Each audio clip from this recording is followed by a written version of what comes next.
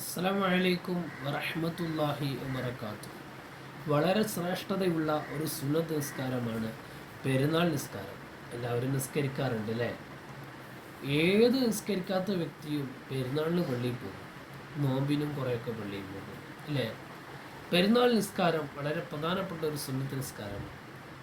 ജമാഅത്തായി നിർവഹിക്കൽ സുന്നത്തുള്ള സുന്നത്ത് നിസ്കാരമാണ് പെരുന്നാൾ നിസ്കാരം. പെരുന്നാൾ നിസ്കാരത്തിൽ 2 റക്അത്താണ് പെരുന്നാൾ നിസ്കാരം. ചെറിയ പെരുന്നാളാകട്ടെ വലിയ പെരുന്നാളാകട്ടെ 2 നിസ്കാരത്തിൻ്റെ രൂപവും ശൈലിയും ഒരുപോലെയാണ്. 2 റക്അത്താണ് പെരുന്നാൾ നിസ്കാരം.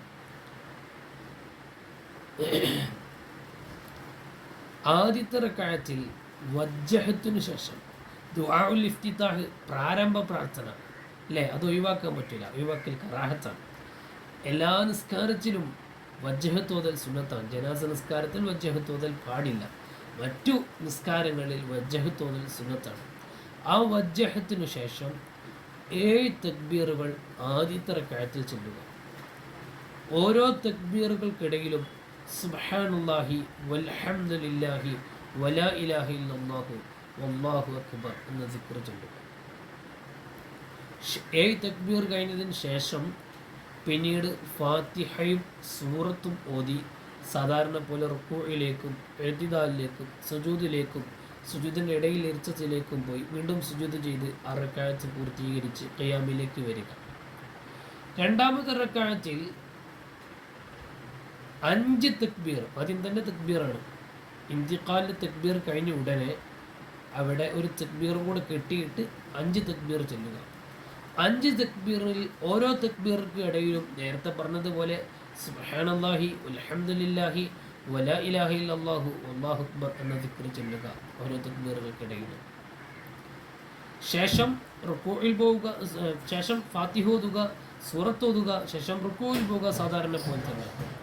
ഇവിടെ തക്ബീറുകൾ ചൊല്ലൽ സുന്നത്താണെന്ന് മാത്രമല്ല, ഓരോ തക്ബീറുകൾ ചൊല്ലുമ്പോഴും കൈകൾ ചുമരിലേക്ക് ഉയർത്തലും അതുപോലെ തന്നെ അല്ലാഹു അക്ബർ എന്ന് ഉറക്കെ പറയലും സുന്നത്താണ്. ഒറ്റയ്ക്ക് നിസ്കരിക്കുന്നവന് പോലും അല്ലാഹു അക്ബർ എന്ന് ഉറക്കെ പെരുന്നാൾ നിസ്കാരത്തിൽ ഈ തക്ബീറുകൾക്കിടയിലുള്ള തക്ബീറുകൾക്ക് പറയൽ ഓരോ റക്അത്തിലും 7 തക്ബീറുകൾ ഉണ്ടെന്ന് പറഞ്ഞല്ലോ. അതിൽ ആദ്യത്തെ റക്അത്തിൽ 7ഉം രണ്ടാമത്തെ റക്അത്തിൽ 5ഉം ഈ തക്ബീറുകൾക്ക് കൈകൾ ഉയർത്തുകയും അതുപോലെ തന്നെ ഉറക്കെ തക്ബീർ ചൊല്ലലും സുന്നത്തുണ്ട്. മയ്യിത്ത് നിസ്കാരത്തിൽ ഇമാമ് നിൽക്കുന്നവൻ മാത്രമേ ഉറക്കെ തക്ബീർ ചൊല്ലൽ സുന്നത്തുള്ളൂ, മറ്റുള്ളവർ ഉറക്കെ തക്ബീർ ചൊല്ലേണ്ടതില്ല. എന്നാൽ പെരുന്നാൾ നിസ്കാരത്തിൽ ഒറ്റയ്ക്ക് നിസ്കരിക്കുന്നവരും മഅ്മൂമാകുന്നവരും ഒക്കെയും ഉറക്കെ തക്ബീർ ചൊല്ലൽ സുന്നത്തുണ്ട്. തക്ബീർ ചൊല്ലുകയും ഓരോ തക്ബീറുകൾക്കിടയിലും സുബ്ഹാനല്ലാഹി വൽഹംദുലില്ലാഹി വലാ ഇലാഹ ഇല്ലല്ലാഹു വല്ലാഹു അക്ബർ എന്ന് ചൊല്ലുകയും വേണം. തക്ബീറുകൾ മറന്നാൽ പിന്നീട് സഹിബിൻ്റെ സുജൂദ് ചെയ്യലോ അല്ലെങ്കിൽ വീണ്ടെടുക്കലോ ഇല്ല. അത് ഐഹാത്ത് സുന്നത്തിൽ പെട്ടത് കൊണ്ട് തന്നെ സഹിബിൻ്റെ സുജൂദ് കൊണ്ട് പരിഗണിക്കപ്പെടുകയില്ല. അബാദ് സുന്നത്താണ് അങ്ങനെ പരിഗണിക്കാറുള്ളത്. തക്ബീർ ചൊല്ലിയാൽ മറന്നാൽ നിസ്കാരം ബാത്തിലാവുകയില്ല, നിസ്കാരത്തിൽ ഒരു കുഴപ്പവും വരികയില്ല. അത് കരുതി വീണ്ടും സുജൂദിലേക്ക് പോയിട്ട് വീണ്ടും തക്ബീർ ചൊല്ലാൻ മറന്നല്ലോ എന്ന് കരുതി ഖിയാമിലേക്ക് ഒരാൾ വന്നാൽ നിസ്കാരം ബാത്തിലാകും.